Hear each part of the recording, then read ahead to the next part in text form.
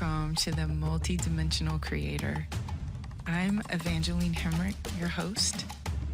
Side effects of listening to this podcast may include becoming radically sovereign over your life and taking full responsibility, breathing deeper, moving in new ways that make you feel really good, doing energy work on yourself, your animals, your land, and the planet.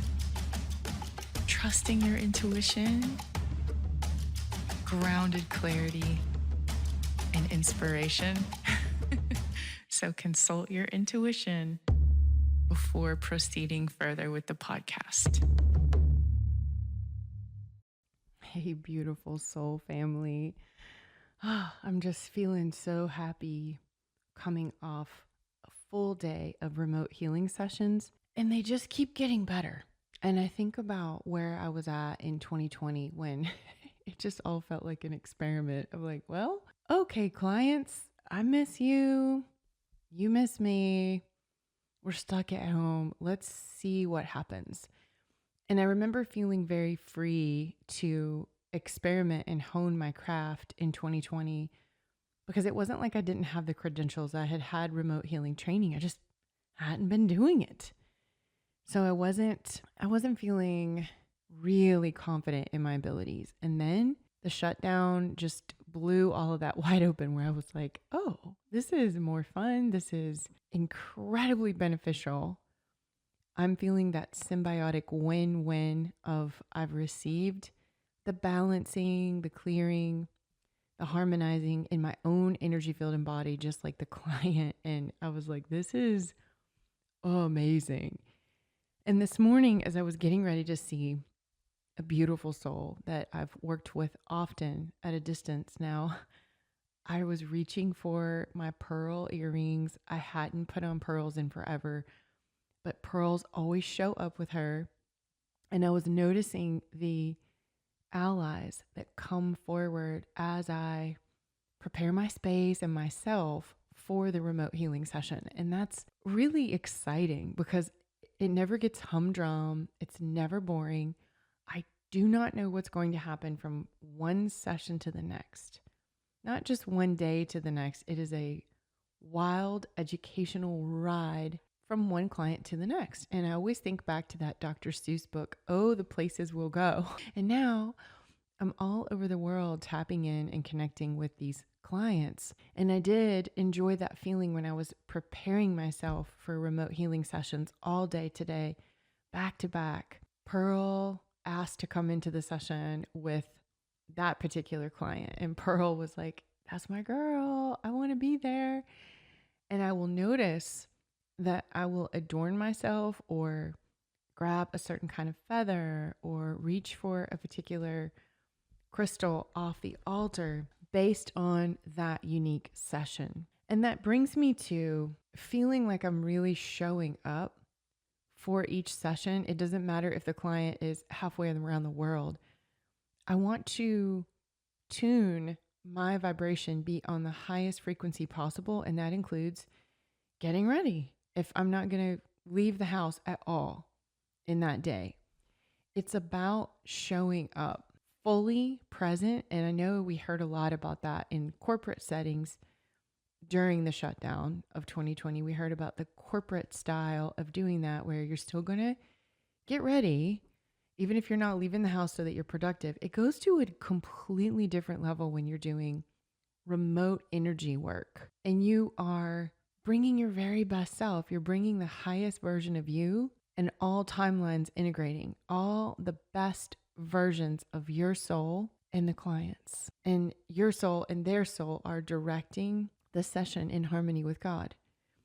And I also invite in all those who love us, all the guides, all the plant spirits, totem allies, animals, you name it, because we all have a crew that has our back. Whether you know it or not, you have specific gemstone allies, animal totems, plants that are there for you in spirit, as well as, of course, angels, ancestors. And I I like to add there, well ancestors are invited into the session. Only high frequency, those who love us, because that love is an impenetrable force field. It's all the protection that you need when you combine your heart center and the client's heart center.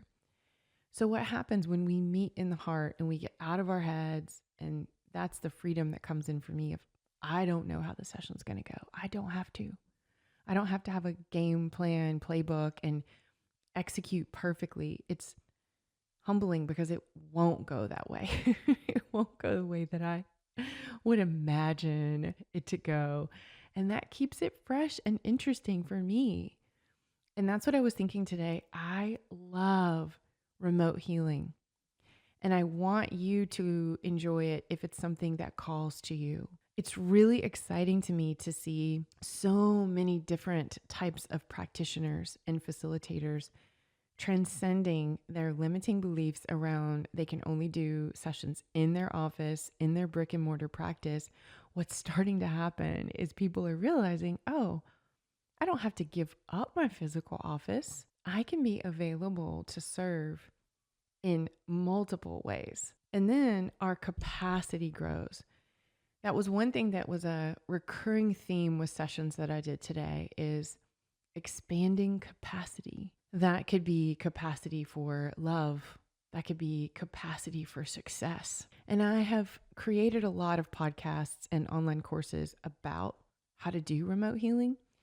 So if you're interested in that, I've already taught and shared a lot about how powerful you can be at a distance. But with me right now, would you just focus on something that you want to send your love to? That was one of the visualizations that was incredibly powerful for me today. One client, I saw her holding this gorgeous orb of light, a golden orb of light, holding it in her hands in front of her chest. And the session brought forward this question for her. What do you want to do with your love?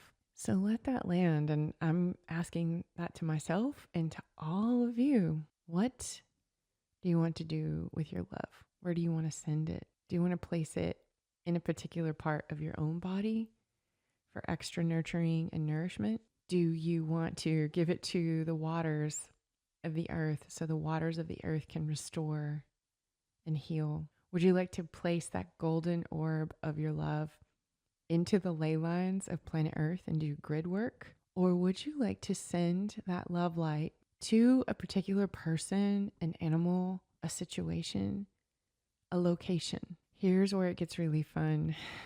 You get to choose what you do with your love, what you do with your thoughts, and how you create this world to be the kind of place that you love to be. It's as simple as that, my friends. I love you all, and I encourage you to just give remote healing a try in your own way. I could teach you all day long. There's this technique, this works. There's a million ways you can do it, but what we just did is remote healing. So congratulations. And also remember, you can always just hold any situation, any problem you're working with. You can hold that as energy in your hands and work on transmuting, beautifying, and refining that situation as energy. I've been working on my manifesto. It didn't start out that way. It started out just a little ebook. And before I knew it, it was my own manifesto on energy and well-being. And I realized we use the term energy work. Of course, you're going to hear me say energy healing a lot. But how about we lighten it up? And if it's something you're choosing to do and you don't have to do it, you're just creatively choosing to spend your time this way in a very curious, childlike way of like, what would happen if I sent some love to this animal that's going through something, or this person? That feels like energy play to me. It's not heavy. And energy work can feel like one more thing on your to-do list. And I don't want any of this to feel like that to you. So welcome to energy play. And I hope you have fun with it.